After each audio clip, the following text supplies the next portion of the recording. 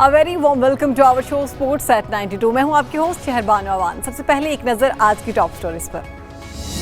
English cricketers ने पाकिस्तान में आकर खेलने से इनकार कर दिया। पीएसएल में सट्टेबाजी की एक और कोशिश नाकाम।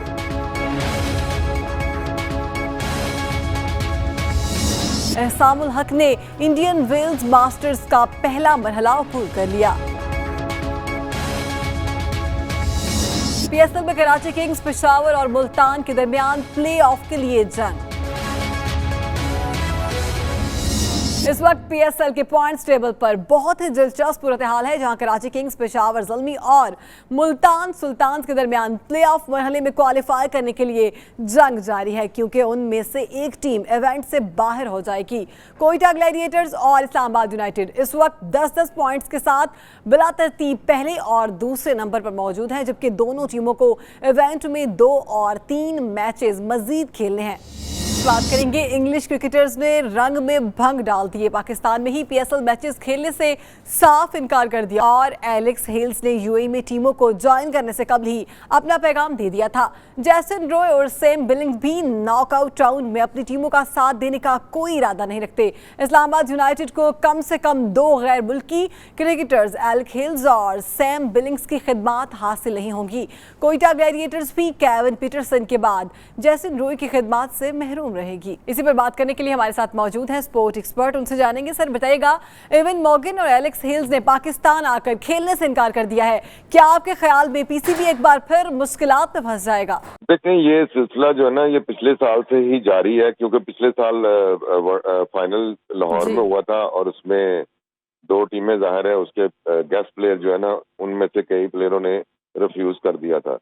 मेरा ख्याल है ये दुनिया में कोई बहुत बेहतर मैसेज तो नहीं जा रहा। हालांकि पीसीबी और नजम सेठी साहब पूरी कोशिश कर रहे हैं कि पाकिस्तान में क्रिकेट रिवाइवल का सिलसिला जारी हो, लेकिन इस तरह के प्लेयर जो खेल रहे हैं पीएसएल में और फिर जब एंड में पाकिस्तान के आने की बारी आती है तो इस तरह की स्टेटमेंट्स देते हैं, तो ये मेरा ख्याल दुनिया में कोई बेहतर मैसेज नहीं है। अगर वो नहीं आना चाहते तो मेरा ख्याल है कि पीसीबी को कोशिश करनी चाहिए कि आने वाले टाइम पे जो एडिशन 4 होगा तो उसमें मेक श्योर करें कि जो लोग इंटरेस्टेड हों पाकिस्तान में आने के लिए उन्हीं को चूज किया जाए, उन्हीं को कंसिडर किया जाए, वही लीग खेलें। केविन पीटरसन और भी दूसरे खिलाड़ी पाकिस्तान आने से इनकार कर चुके हैं। क्या आपको नहीं लगता कि इस बार भी पाकिस्तान में गैर मुल्की खिलाड़ियों की वो क्लास नहीं आएगी जो दुबई में मौजूद थी? बज़ाहिर लग तो इसी तरह रहा है कि अगर ज्यादा लोग नहीं आएंगे तो फिर तो चीज जो है ना वो तो उसी तरह अधूरी ही रहेगी जैसे कि पहले है। तो फिर तो पाकिस्तान में क्रिकेट जो है ना, जिस तरह हम सोच रहे हैं या पीसीबी वाले सोच रहे हैं, उस तरह का सिलसिला तो शुरू नहीं हो सकता। मैं समझता हूँ कि नेक्स्ट ईयर जो एडिशन 4 है किसी भी कॉज पे पाकिस्तान में होना चाहिए। जो लोग आना चाहें उनको बुलाया जाए, जो नहीं आना चाहें उनको ना बुलाया जाए। यही पाकिस्तान क्रिकेट के लिए बेहतर होगा। बताइएगा, क्या पीसीबी को खिलाड़ियों के खिलाफ मुआहदा करते वक्त ये नहीं लिखवाना चाहिए कि वो पाकिस्तान जाकर जरूर खेलेंगे? देखिए, पीसीबी की भी मजबूरी है, पीसीबी भी चाहता है कि क्रिकेट खेली जाए। डोमेस्टिक क्रिकेट दुबई में क्योंकि 10-11 साल से हो ही रही है, पाकिस्तान की इंटरनेशनल क्रिकेट भी और डोमेस्टिक अब 3 साल है ये। तो पीसीबी भी तल्लुकात को बेहतर रखने के लिए वो चाहता है कि क्रिकेट हो, और इसीलिए ही काफी एक्सपेंस जो है ना वो बर्दाश्त कर रहा है पीसीबी दुबई के अंदर। तो मेरा ख्याल है कि ये स्लोली आ जाएगी जरूर, लेकिन पूरी दुनिया में एक अच्छा मैसेज जाना चाहिए और एक टीम ऐसी बना लेनी चाहिए पीसीबी की जो पूरी दुनिया के तमाम बोर्ड्स के साथ जाके बात करे, प्लेयर एसोसिएशन के साथ बात करे, और उसके बाद फिर मेरा ख्याल है काफी चीजें आसान हो सकती हैं। ठीक है, ये भी बताइएगा, क्या वजह है कि पीसीबी अभी तक गैर मुल्की खिलाड़ियों को कायल क्यों नहीं कर सका पाकिस्तान में आने के लिए? देखिए, सारे प्रोफेशनल क्रिकेटर हैं, हर एक के दिल में खौफ जरूर है, और उनकी फैमिलीज जो है उनको भी इस चीज का अंदाजा है कि पाकिस्तान में कुछ अरसा पहले हालात कुछ बेहतर नहीं थे। अब अल्लाह का लाख लाख शुक्र है, 1-1.5 साल से बहुत अच्छे हालात हैं। तो मेरा ख्याल है कि अब अगर कोई प्लेयर हेल्प करना चाहता है पाकिस्तान क्रिकेट को तो उसको यहाँ पर आके खेलना चाहिए। और मैं समझता हूँ कि कुछ प्लेयर वेस्ट इंडीज के जो बिल्कुल दिल खोल के अपना आते हैं, और मेरा ख्याल है कि दूसरों को भी उनके साथ बिल्कुल थोड़ा बहुत शेयर करना चाहिए, पाकिस्तान की क्रिकेट को इम्प्रूव करना चाहिए। और पाकिस्तान की क्रिकेट में हिस्सा डालना चाहिए। मेरा ख्याल है पीसीबी इस लिहाज से कोशिश तो कर रहा है, लेकिन थोड़ा सा अभी तक स्लो लग रहा है। तो मेरा ख्याल है इस चीज को तेज करना पड़ेगा कि पाकिस्तान में लोग क्रिकेट खेलने के लिए आजाद फील करें अपने आप को। जी। और ये सिक्योरिटी भी इतनी ज्यादा हो जाती है जिसकी वजह से भी शायद प्लेयर जो है ना वो इस चीज को फील करते हैं कि अभी यहाँ सेफ नहीं है। क्या आपको लगता है कि हमें पाकिस्तान में इंटरनेशनल क्रिकेट की वापसी के लिए अभी मजीद इंतजार करना होगा? बज़ाहिर लग तो इसी तरह रहा है कि ये डोमेस्टिक क्रिकेट खेलने के लिए जो प्लेयर हैं वो उनको पैसा भी मिलता है, उनको लुक आफ्टर भी अच्छा किया जाता है तमाम फ्रेंचाइज की तरफ से। वो भी अभी तक पूरी तरह कंफर्टेबल नहीं है और इनकार करते हैं बीच में। तो इससे तो अंदाजा लगता है कि अभी हमें कुछ टाइम और लगेगा। ठीक है, बहुत शुक्रिया सर आपके वक्त का। अभी वक्त हुआ एक ब्रेक का, हमारे साथ।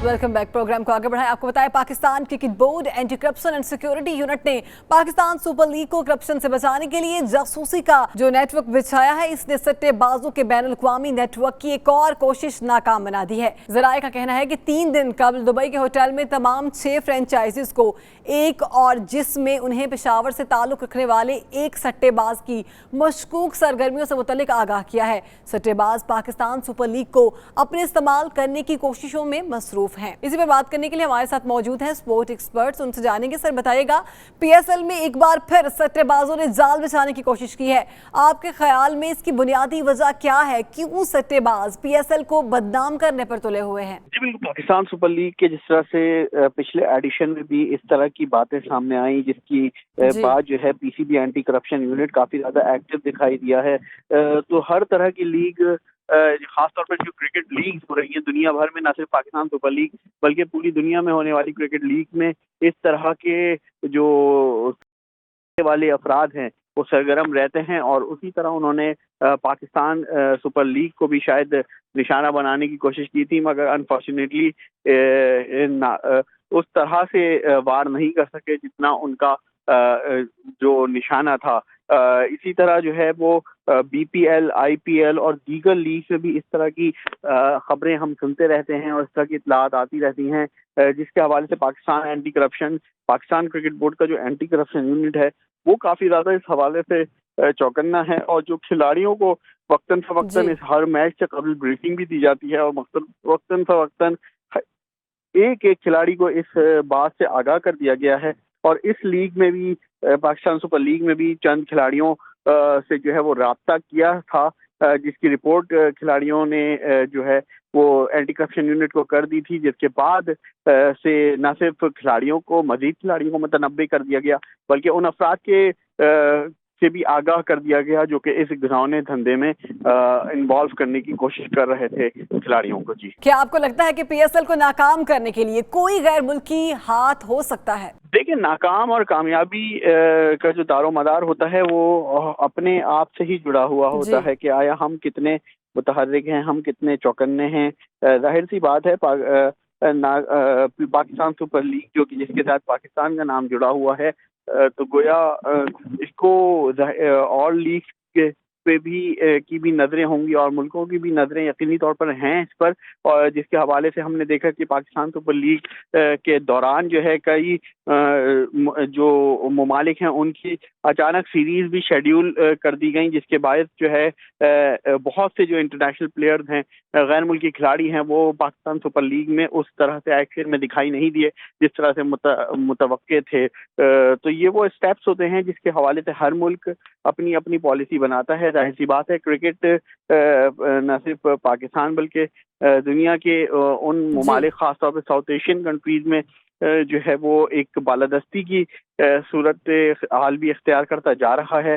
तहम पाकिस्तान सुपर लीग में अनफॉर्चुनेटली जहां गैर मुल्की जो हाथ की बात की जाए उससे ज़्यादा पाकिस्तान क्रिकेट बोर्ड का अपना मार्केटिंग डिपार्टमेंट यकीनी तौर पर हमें फेल होता हुआ दिखाई दिया है। पूरा इवेंट गुजरने के बावजूद हमने पूरे पूरे मैदान में जो है वो खाली खाली मैदान देखे हैं। जुम्मे को भी जुम्मे के दिन जो कि शारजा और दुबई में छुट्टी होती है, उस दिन भी जो है वो ग्राउंड्स वहाँ पे नहीं फुल हुए।